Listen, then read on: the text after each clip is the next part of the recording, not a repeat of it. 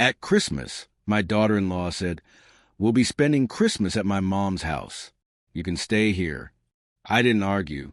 I just bought a ticket. When I posted the photos, my phone started ringing off the hook. Who was the man sitting next to me? That sentence, those 9 words, shattered me completely. It wasn't a scream. It wasn't a slap. It was worse. It was the tone. That particular tone you reserve for someone who simply doesn't matter anymore. Like I was an old piece of furniture blocking the doorway. You can stay here. You, not Mom, not Eleanor. You, as if I were the doorman. As if I wasn't the one paying the electricity bill that lit the table where we ate.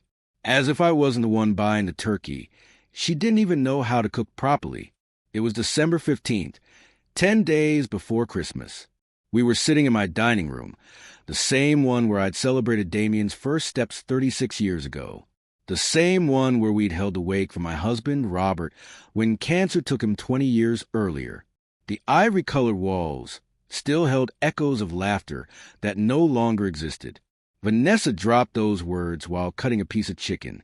She didn't even look up from her plate. Her straight hair fell perfectly across her shoulders.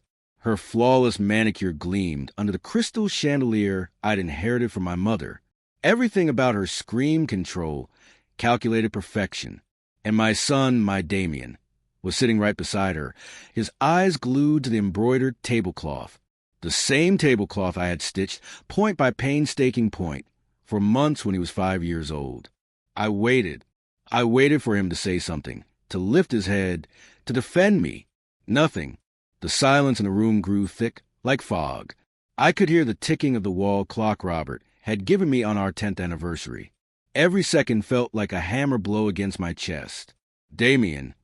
My voice came out weaker than I'd intended. He cleared his throat, still staring at his plate. "It's just, Mom, Vanessa's family insisted. And we just want a quiet Christmas, as a family." Vanessa cut him off, looking at me now.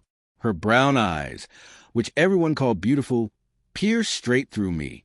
Cold, uncomplicated. You understand, right? At your age, all this chaos isn't good for you. At my age, I'm 68, not 90. I'd worked as a respected accountant until just 3 years ago. I walk 3 miles, 3 times a week. I do yoga on Sundays. But to her, I was already a disposable old woman. I stood up from the table. My hands were trembling, but I refused to cry. Not in front of her. I wouldn't give her that satisfaction. "Enjoy your meal," I said quietly, and went upstairs to my room in my own 3-story house in a quiet Chicago suburb. The house I'd bought with 40 years of relentless work after Robert died. The house I'd painted, remodeled, and filled with memories. The house that now felt like a prison where I was an intruder. I sat on my bed and looked out the window. The neighborhood Christmas lights twinkled like fallen stars. Every house told a story of families together, hugs, warmth. And me? I was alone in the middle of the crowd, living under my own roof. And then something strange happened. I didn't cry. I didn't scream. I didn't sink into self-pity like I had for the past 3 years. Every time Vanessa humiliated me with her cutting remarks, her looks of contempt, her systematic erasure of me from my own life. This time, something inside me simply clicked. I opened my laptop. My fingers moved almost automatically. I searched for flights. I searched for hotels. I searched for an escape. At 11 p.m. on December 15th, I bought a plane ticket to Santa Fe, New Mexico, for $900. I didn't tell anyone. I didn't ask for permission. For the first time in 3 years, I made a decision entirely for myself. But what I didn't know that night, as I saved the confirmation email, was that this decision wouldn't just change my Christmas. It would transform my entire life. When that photo went viral 9 days later, when my phone started ringing nonstop, when Damien screamed on the other end of the line, demanding an explanation, nothing would ever be the same again. Because the man sitting next to me in that picture, that man with the calm smile and eyes full of life, he would bring more than just company. He would bring the truth. I closed the laptop, took a deep breath, and for the first time in a very long time, I smiled. The war was just beginning. But this time I would choose the battlefield. 3 years. 3 years of living under my roof, and I had become invisible in my own home. How did I get here? At what point did I allow my life to become this? I go back to February 2021. Damien arrived with 2 suitcases and a look of defeat that broke my heart. Mom, we lost the apartment. He didn't need to explain. The pandemic had hit hard. His graphic design business had collapsed overnight. Clients disappeared. Debts piled up. And banks don't forgive. It's just temporary.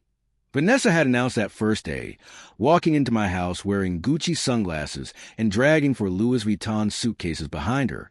6 months maximum, while we get back on our feet. I opened the doors of my home without hesitation. What else could I do? He was my son, my only son. The first 2 months were tolerable. Vanessa complained about everything. The mattress was too hard. The water took too long to heat up. The internet was slow, but she mostly stayed in her space. Damien worked on his laptop from the dining room. I cooked for all 3 of us. We were a family trying to survive a crisis. But then something changed. The 3rd month, Vanessa came downstairs one morning with a home decoration magazine in her hand. Eleanor, can we talk? I was no longer Mrs. Eleanor. I wasn't Mom. Just Eleanor, as if we were roommates. This sideboard, she said, pointing to the solid mahogany piece my grandmother had brought up from New Orleans in 1952, the oldest piece in the family, the heart of my dining room. It just doesn't go with the modern vibe of the house. What do you think about changing it? I felt a pit open in my stomach. Vanessa, that piece is over 70 years old. It's a family heirloom. She wrinkled her nose with distaste. But it looks so old, so dark. It makes the whole space feel heavy. It is old, I answered, trying to sound firm. That's why it's valuable. Oh, Eleanor, don't be so old-fashioned. She laughed as if I'd said something absurd. Sometimes you have to let go of the past to make room for the future, don't you think? Damien was in the kitchen making coffee. He heard everything. I looked at him, waited for his support. Mom, it's just a piece of furniture, he said without turning around. Just a piece of furniture. Those 6 words sucked the air from my lungs. 3 weeks later, I came home from my yoga class to find the sideboard gone. In its place stood a minimalist white shelving unit from IKEA, cold, soulless, generic. Where's the sideboard? My words came out like a choked whisper. I sold it on Facebook Marketplace. Vanessa answered breezily, snapping pictures of the new unit for her Instagram. I got $400 for it. Not bad for such an old piece of junk, right? I used it to help pay for groceries this month. You're welcome, by the way. $400 for a piece worth over $7,000. A piece of my history. A gift from my grandmother before she died. Sold like it was trash. I ran to my room. That time I did cry. I cried like I hadn't cried since Robert's funeral. Because it wasn't just about the furniture. It was a message. You're not in charge here anymore. You don't get to decide. You don't matter. And Damien, my Damien, said nothing. He didn't defend me. He didn't confront his wife. He just repeated, "It's just furniture, Mom. Don't overreact." But it didn't end there. The hand-embroidered curtains my mother made, the ones with bougainvillea flowers and hummingbirds, disappeared the following week. Too fussy, Vanessa declared, replacing them with gray roller blinds. The paintings from local art fairs I'd bought on my travels were moved to the utility room. They don't match the aesthetic, she explained while hanging soulless geometric prints. My German porcelain dinnerware, the set that had taken me 2 years of saving to buy, the set I only used on special occasions, suddenly became her everyday dishes. "Oh, Eleanor, if you don't use it, why have it?" she told me while pouring cereal into a $60 plate, and I stayed silent. Why? Because I was afraid. Afraid that Damien would get angry. Afraid of being alone. Afraid of being the difficult mother-in-law. The bitter old woman. The one who doesn't understand. So I swallowed my words. Over and over and over. Until I couldn't even recognize my own voice. One random Tuesday, I think it was October 2022, I came downstairs for breakfast and found the kitchen empty, silent. It had always been my ritual. Make fresh coffee, toast some bread, cut up fruit. Damien would come down, and we'd eat together while he told me about his projects. But that morning, I heard laughter from the dining room. I peeked in. Damien and Vanessa were eating breakfast together, scrambled eggs, orange juice. He was telling her something funny. She was laughing. They looked complete, like a self-contained unit that didn't need anything else. Like I was the extra piece. "Good morning," I said from the doorway. Damien barely looked up. "Oh, hey, Mom. We already ate. There's coffee left in the pot." And then he went right back to talking to Vanessa, as if I wasn't even there. That's how I became a ghost in my own house. I cooked just for myself. I ate alone in the kitchen while they had dinner in the dining room, watching shows on the new TV Vanessa had bought with my credit card. A loan she'd never mentioned paying back.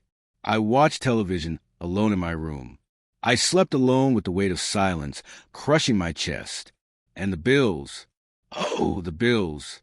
Every month I paid. Electricity, gas, water, internet, phone service, all the groceries.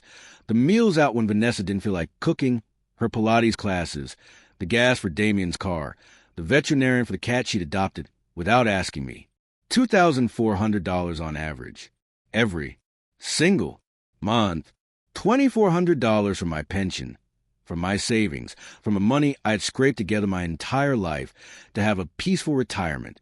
And when one day, just one day, I dared to suggest that maybe they could help out with something, Vanessa looked at me with those cold eyes and said, "Eleanor, we're going through an economic crisis. You have a pension. You have this house paid off. We have nothing. Are you really going to charge us after everything we've lost?" She made me feel guilty, petty, selfish for wanting help in my own house. And the worst part, the part that hurt the most, was watching my son transform into a stranger. The Damien I knew, my loving boy, the one who hugged me for no reason, the one who told me, "You're the best mom in the world," he had evaporated. Now he was a man who avoided my gaze, who left early and came home late, who answered my questions with monosyllables when he bothered to answer at all. Fine. Tired. Busy. One night, I found him alone in the kitchen. Vanessa had gone out with her friends. "Son," I said softly, "are you okay? I feel like we don't talk anymore." He sighed, a long, heavy sigh that seemed to carry years of exhaustion. "Mom, it's just, you don't understand the pressure I'm under. Vanessa is stressed. The business isn't taking off. And you're just always there watching, judging." Judging. The word hit me like a slap. "Damien, I would never." "Yes, you do, Mom. With your silence, with your sad faces. It makes Vanessa uncomfortable. Vanessa feels uncomfortable. In my house. Spending my money. After selling my memories. She feels uncomfortable." I didn't say anything else that night. I just went up to my room, closed the door, and sat in the darkness. And there, in that dense silence that smelled like defeat, I realized something terrifying. I had become an expert at swallowing my words until I couldn't recognize my own voice anymore. But I didn't know yet that the final blow would come wrapped in Christmas paper and served in my own dining room. December 15th was just around the corner, and with it, the sentence that would change everything. I became an expert at swallowing my words until I couldn't recognize my own voice. Do you know what it feels like to become a whisper in your own life? I didn't either until it happened to me. November 2023, 1 month before that Christmas that would shatter everything. Vanessa had decided to host a get-together. "Just an intimate gathering with friends," she told me while I was washing the breakfast dishes, leaning against the kitchen counter, scrolling through her phone with those perfect nude-colored nails. It would be like 8 people. Nothing rowdy. Of course, I replied, because that's what I did. I always said yes. Oh, and Eleanor. She used that syrupy tone I had learned to recognize as dangerous. "Would you mind just staying in your room this afternoon? We're going to use the living room and the dining room, and we just don't want you to feel uncomfortable with all the noise." My hand stopped under the soapy water.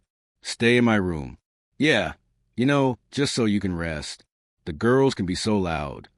She laughed, a light, dismissive little laugh, as if she were doing me a favor. In my living room, in my dining room, in my house. and I was supposed to hide in my room like a grounded teenager. Vanessa, Thanks, Eleanor. I knew you'd understand. And she left before I could finish my sentence. That afternoon, 8 women arrived. High heels, expensive perfume, rehearsed laughter. They walked into my home like it was a rented event hall. I was in my room with the door closed, listening to their voices cut through the walls. What a gorgeous house, Vanny. Vanny, that's what they called her, like she was the owner. Yes, we've done several renovations. I have a good eye for design. Vanessa's voice floated through the house, full of pride. We've done renovations. I have a good eye. Nothing about my mother-in-law's house. Nothing about we were lucky she took us in. To her friends, to the world, this was her house. And I was just the invisible tenant who paid the bills. I came downstairs 2 hours later when I heard them leaving. The living room was a disaster. Half-finished wine glasses on my marble coffee table, the one I bought on a trip 15 years ago. There was a red stain on the Persian rug, cheese and cracker crumbs everywhere. And then I saw something that froze my blood. On the floor next to the sofa were pieces of porcelain, my German dinnerware, 3 plates smashed. I picked up the pieces with trembling hands. Each shard felt like a dagger to my heart. Those plates had cost me $60 each. I had cared for them for years like they were jewels. Vanessa appeared with a trash bag. Oh, yeah, I forgot to tell you. Carla tripped and dropped some plates. So clumsy. She shrugged. But oh well, they're just plates, right? Just plates. Just furniture. Just decor. Just. Vanessa, that set was... It was old, Eleanor. They don't even make that pattern anymore. Besides, they were already chipped.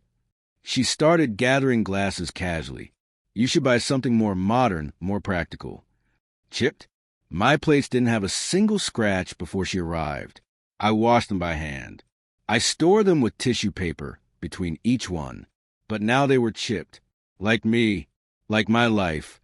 Chipped away piece by someone who valued nothing. Help me clean up, will you? I'm exhausted from playing hostess. She handed me the trash bag, and I cleaned. I picked up the wreckage of my dinnerware. I scrubbed the wine stains. I straightened the furniture. I washed the glasses like I was a maid in my own house. Damien came home late that night. He found Vanessa in bed watching TikToks. How was your party, love? Amazing. Your friends are the best. He smiled, lay down next to her. He didn't come downstairs to say hello to me. He didn't ask how my day was. I was in the kitchen eating dinner alone again, a piece of toast and chamomile tea. The silence of that house screamed louder at me than any insult ever could. The next few days were a blur of more of the same. Vanessa redecorating. Vanessa buying things with my borrowed money. Vanessa complaining about the cold, the heat, the food, the street noise, the way I walked on the stairs. And me, swallowing all of it. Every word I wanted to scream. Every complaint that died in my throat. Until the episode with the statue. I had a statue of the Virgin Mary by the entrance. My mother had brought it from the old cathedral when I was 10 years old. It wasn't big. It wasn't fancy. But to me, it was everything. Every time I left the house, I would touch her robe and ask for protection. One day, I came back from the market, and the statue was gone. Where is the statue from the entryway? I asked Vanessa. She was in the dining room, painting her nails. She didn't even look up. Oh, that? I put it in a box in the utility room. It was all dusty and kind of ugly. It cheapened the whole entryway. Ugly. My mother's statue was ugly. Something inside me cracked. A small, tiny fissure in crystal. But it cracked. Vanessa, that statue is sacred to me. Oh, Eleanor, don't be dramatic. God is everywhere. You don't need an old figurine to believe. She blew on her nails. Besides, I already bought a decorative mirror for that space. It's going to look so much better. A mirror in place of my statue. So Vanessa could see her own reflection every time she walked in. How appropriate. I went to the utility room. There she was, My statue shoved in a cardboard box with old cables and shoes nobody wore. I took her out. I wiped the dust off with my sweater. And I took her up to my room, because that was the only space left where I could still have something of my own. The weeks passed like a runaway train. Every day I felt smaller, quieter, more non-existent. I stopped going down for breakfast. They didn't wait for me anyway. I stopped cooking for 3. They ate out or ordered delivery. I stopped trying to talk to Damien. His answers were one-word replies or just staring at his phone. I became a shadow, a ghost, an echo of who I used to be. And then December arrived. The Christmas lights started appearing in the neighborhood. Carols played in the stores. The smell of hot cider and fritters drifted through the streets. I used to love Christmas. It was the time of year my house came alive. I decorated every corner. I cooked recipes my mother had taught me. I invited the neighbors. We laughed. We sang. We were a family. But this year, Christmas smelled like defeat. Vanessa hung minimalist white LED lights where my colorful garlands used to be. She bought a small artificial tree because the real ones make too much mess. No nativity scene. No tradition. This is what modern Christmas is, Eleanor. Less clutter, more aesthetic. More aesthetic. Less so, like everything she touched. And I watched from the second floor railing as my house turned into a cold, perfect, empty Pinterest board. Just like me. On December 15th, I went down for dinner. I don't know why. Maybe I still had that stupid hope that something would change, that Damien would remember his mother existed, that Vanessa would have one moment of humanity. The 3 of us sat down. Chicken and sauce. Rice. Vanessa talked about her plans. Dinner at her mom's house. The gift exchange. How excited she was. And then she said it. We'll be spending Christmas at my mom's house. You can stay here. And my world stopped. But in that moment, in that exact instant where the silence became unbearable, something else broke inside me. Something bigger. And this time, it wasn't a fissure. It was a total collapse. That night, I bought more than just a plane ticket. I bought my dignity back. I went up to my room after that cursed dinner. My legs were shaking, not from fear, not from sadness, but from rage. A cold rage that burned inside me like dry ice. I sat in front of my laptop. The screen illuminated my face in the darkness.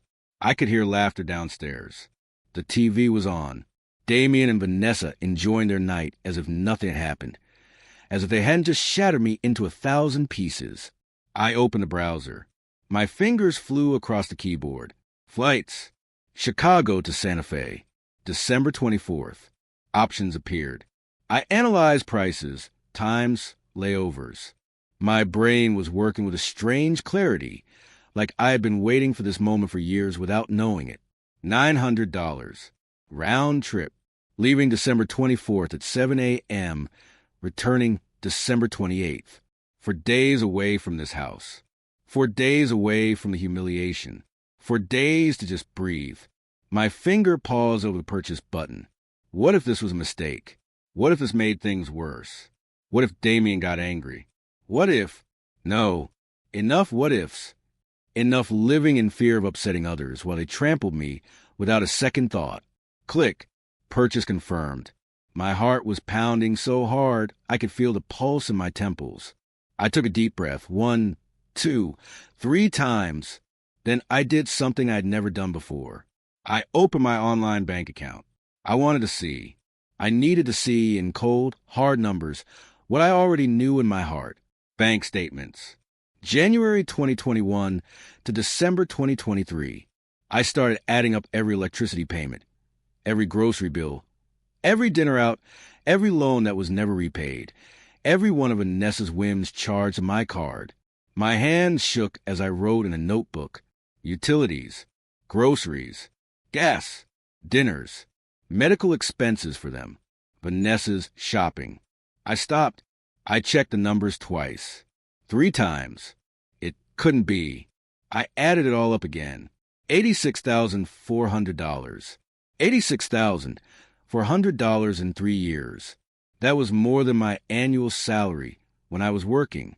That was half of my entire life savings. That was the money I had saved for emergencies, for trips I never took, for a peaceful old age. And I had given away. Given to a son who no longer spoke to me, and a woman who treated me like an obstacle. I felt sick. I got up, walked to the bathroom, splashed cold water on my face. When I looked in the mirror, I barely recognized myself. Who was this woman with the tired eyes? When had I gotten so old? When had I let them erase my spark? No more. I whispered to my reflection. No more. I went back to the computer. I was acting with surgical precision now. New folder. Evidence. Screenshot of the bank statement. Save. Photo of the utility bills. Save. Records of the money transfers. Save. Photos of the sideboard before Vanessa sold it. Thank God I had them on my old phone. Save. WhatsApp messages where Vanessa asked to borrow money. Save. I didn't know why I was gathering all this. I just knew I needed it, like a soldier preparing her arsenal before battle. Then I dialed a number I had saved for months. 3 rings. Hello? Trish, it's Eleanor. Oh my God, Ellie. A miracle. How are you? Trish, my college roommate. The only friend I hadn't pushed away when I married Robert. The one who visited me every week after he died. The one who always told me, Ellie, you are solid gold. Don't you forget it. And I had forgotten. My voice broke. Trish, I need to get out of here. Silence on the other end. Then what happened? And right there in the darkness of my room, I told her everything. The words poured out of me like a flooding river. 3 years of silence vomited up in 20 minutes. The sideboard, the plates, the statue, Christmas, Vanessa, my son, my house that wasn't mine anymore. Trish didn't interrupt. She just listened. And when I finished, when I had no words left, she said, Come to Santa Fe, spend Christmas with me. I already bought the ticket. You did. She laughed. A warm laugh that reminded me of who I was before I became a ghost. Oh, Ellie, I knew you were still in there. You just needed to wake up. I'm scared, Trish. Of what? That if I go, I'll lose Damien for good. Another pause, then, with that wisdom that only comes with age. Ellie, do you really have him now? That question hit me like a bullet. No, I didn't. I hadn't had my son for months, maybe years. What I had was a stranger who wore his name in his face, but no longer had his heart. Come, Trish repeated, and pack your nice clothes. We're going to remind you who you are. We hung up after 2 a.m. I laid down, but I couldn't sleep. A movie was playing in my head. My life for the last 3 years. Every humiliation. Every swallowed silence. Every piece of myself I had given away. Hoping for what? Love? Gratitude? Respect? None of it ever came. Just more humiliation. More silence. More absence. At 6 a.m., I got up. I went downstairs to the kitchen, made coffee. I took out a piece of paper and a pen. I wrote, I'll be away for Christmas. Have a good time. Short, direct, no explanations, because I didn't owe them any more explanations. I left the note on the dining room table next to the coffee pot. Then I went upstairs and started to pack. I got the suitcase from the closet, the blue one Robert had given me for our 15th anniversary. So you can travel the world, my love, he had said. I'd never used it until now. I folded my clothes with care. Not the old clothes I wore around the house. Not the worn-out sweatpants or the formless blouses. I pulled out the dresses from the back of the closet, the ones I hadn't worn since before they arrived. The wine-colored one, the navy blue one, the floral one that Robert had loved. They still fit. Maybe a little snug, but they fit. I packed my good shoes. My Arpege perfume, which I only use for special occasions. The pearl necklace my mother had given me. I was packing myself, the Eleanor who existed before the silence. I closed the suitcase. It was 10 a.m. on December 16th. 8 days until Christmas. Damien and Vanessa were still asleep, as always. They woke up late on weekends. I carried my suitcase downstairs silently. I hid it in the utility room. For the next few days, I acted normal. I cooked. I cleaned. I said hello. But inside, something had shifted. It didn't hurt anymore when Vanessa talked about her Christmas plans. I no longer waited for Damien to include me in his conversations, because I had plans too, and they weren't invited. On the night of December 23rd, Vanessa and Damien finished packing to go to her mother's house. "Do you need anything before we go, Eleanor?" Vanessa asked with that fake sweetness. "No, I'll be fine. There's food in the fridge. Not much, but some." She smiled. "We'll see you on the 26th. Damien didn't even say goodbye. He just loaded the suitcases into the car. I watched them go from my bedroom window. And when the car's taillights disappeared around the corner, I smiled. For the first time in 3 years, I truly smiled. I set my alarm for 5:30 a.m. Tomorrow, my new life would begin. Although I didn't know yet that the man I was about to meet wouldn't just change my Christmas. He would change everything. At the airport, a 68-year-old woman got on the plane. The one who got off was no longer the same. 5:30 a.m., December 24th.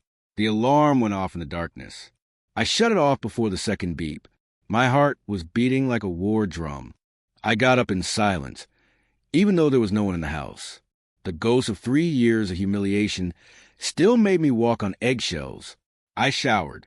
The hot water washed away more than just a night's sleep. It washed away years of shrinking, of making myself small, of disappearing. I chose the terracotta-colored dress I had packed. I put it on in front of the mirror. It was snug in the waist, but I looked alive. The color made my skin glow, brought out the brown in my eyes. When was the last time I had gotten dressed of myself, and not just to be invisible in my own home? I put on makeup, light and natural, a little blush, mascara, pale pink lipstick.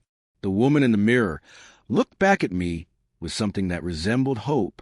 6:15 a.m. I went downstairs with my suitcase. The house was sunk in that silence I knew so well.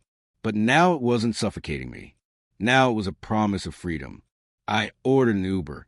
It arrived at 6:40. Before I left, I looked at my house one last time. The furniture Vanessa had chosen. The walls that no longer told my story. The spaces where I no longer existed. I closed the door without looking back. The airport was a swarm of families. Kids running in Santa hats, couples hugging, suitcases full of gifts. I walked alone, but I didn't feel lonely. I felt free. The flight left on time. C-12B window. I watched Chicago get smaller and smaller beneath the clouds. The city where I was born, where I got married, where I was widowed, where I raised my son, where I lost my voice. I closed my eyes and breathed. The plane landed in Albuquerque at 9:30 a.m. From there, a shuttle bus to Santa Fe. Another hour and a half. I arrived at noon. Santa Fe welcomed me with an impossible blue sky, cobblestone streets, colonial houses painted yellow, orange, and bright pink. The smell of cinnamon and coffee floated in the air. Guitar music drifted from a hidden cafe. It was like walking into another world. Trish was waiting for me at her front door, a small 2-story house with purple bougainvillea spilling from the terrace. When she saw me, she ran. "Ellie," we hugged. And right there in that hug, something inside me finally broke. I cried. I cried like I hadn't cried in 3 years.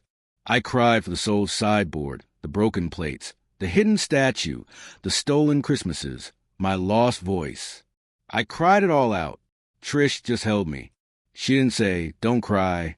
She didn't say, "It will be okay." She just held me, and that was enough.